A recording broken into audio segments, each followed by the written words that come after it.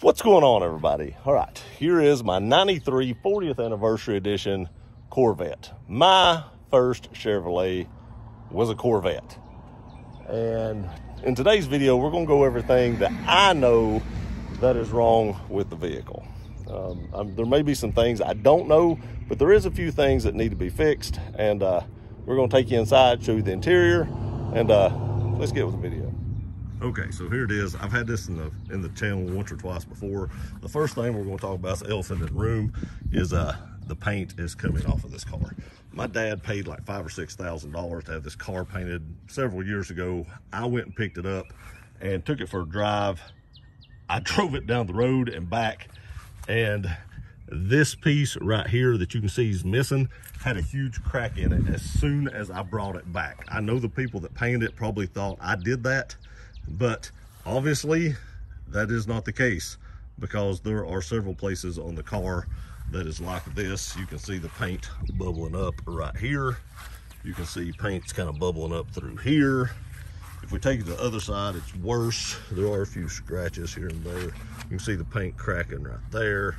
On this side, you can see the paint cracking right here. So obviously that wasn't me. They just did a very bad job of and all these cracks down through here.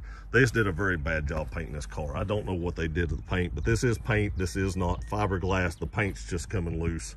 The fiberglass is still in good shape. So if we come down here, you can see this light's kind of hazy.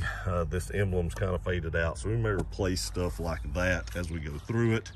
If we look at the top right here, you can see this is a glass top, but no longer can you see through it. This door panel is a little loose, but I want to show you the door panel on this side because I've never seen a car do this before. Look at this. It like literally got so hot that it bent the door panel away from the wind over there. I've never seen anything do that. I didn't even know that could be possible. I guess with this glass top that you can no longer see through and see it spider webbed up. The car just gets so hot in here that it just peeled away from the door. I mean, that's crazy. Now, I don't know if I can heat this. I'm thinking about trying to heat this right here with like a heat gun and pushing that back up. I don't know if that'll work, but that's what I'm thinking about doing. But you can see the leather. Let me get out of the car here for a minute. These things are low to the ground, boys. The leather is still in pretty good shape. There's a couple little spots that I may try to fix. It does probably need to be conditioned. We will be doing that, but you can see everything's in pretty good shape. Carpet in the back does show some wear. I don't know how that happened exactly.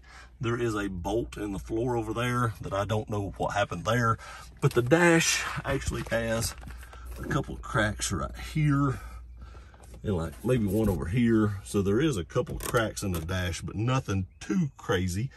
You can see the speedometer there. I don't have the key on me. It's inside the house, but the battery is dead. So I can't actually show you the mileage on it, but it's like 50 or 51,000 miles. It isn't automatic. You can see it does still have the factory everything inside this box. There are a few tools and stuff like that to remove the glass top, which no way I would try that in the condition it's in currently, because it might just break off. It all lines up. Door shuts good. I think the hood just isn't shut down all the way because the way we had to pop it because it wouldn't start. We've been working on it. I believe the reason it won't start is a bad fuel pump, and it's pretty easy to get to the fuel pump. Chevrolet actually did a decent job. You actually pop this right here, take this piece off, and then the fuel pump is down in there, so it's not hard to get to at all. If we come over here, my dad put brand new tires on this back when he had it painted. We may go to the other side. You can probably see it better over there. But he put brand new tires on his car when he had it painted. But it's set up for a while. And if we look at the tires, they are in very, very bad condition. Look at the cracks that's down inside the grooves. I mean, they've just completely dry rotted. They are still holding air, but they are dry rotted. Now, one thing I want to show you that's on the 40th anniversary cars, you can see how it has the maroon. I believe all 40th anniversary cars came in this spec and this color. I believe there were some convertibles, but I think they were all this maroon color. You can see it has maroon on the center caps. If we go to the other side, this one has actually faded out. Actually, both of these have faded out, but they were maroon at one time as well. The maroon's just come off of them, so I'll have to get new center caps for that. The hood isn't exactly lining up right there, so I'll have to take a look at that. It may just be because I think that side is latched and this side is not, so that might pull that in a little bit once that happens. Also, when he had this thing painted, he had new seals put on it, and I don't know what kind of seals. This side looks decent, but if we go to the other side and look at the seals they put over here, I don't know what kind of seal that is. I mean, it's not like a regular rubber seal like you see up here. It's something different. And I don't know what they use there, but here's a better look at how this has pulled away. One thing I want to show you guys, if you look over there, this has a black armrest down that door panel right there. But if you look over here, this one has a maroon one. And I thought, is that something that's been changed? But when I started looking it up, that's also something else that was on the 40th anniversary cars. They had black armrests over there and maroon armrests on this side. So I don't know why they did that either, but they did it, and that's how it is. Now I will tell you this, there's one thing on this side, or not this side, but this car in general.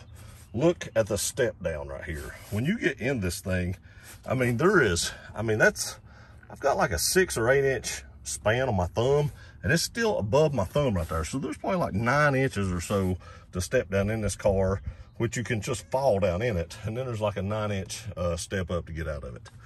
All in all, it's just mainly cosmetic stuff that needs to be fixed on it.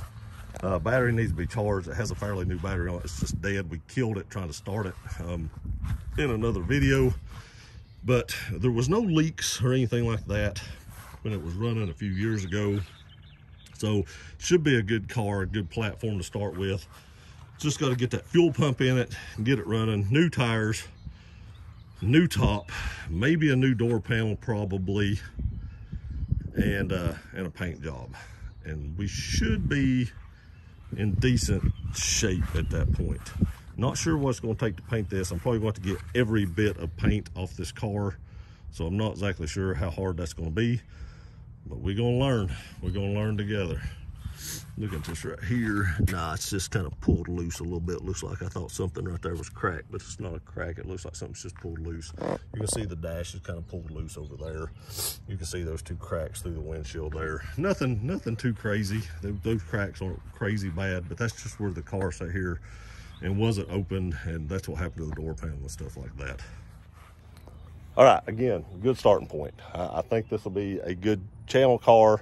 It's got a lot of sentimental value because this was my dad's Corvette, and again, I got it in the deal with the Scion, so it'll stay in the family. He was thinking about selling it, so I wanted to kind of keep this for sentimental value.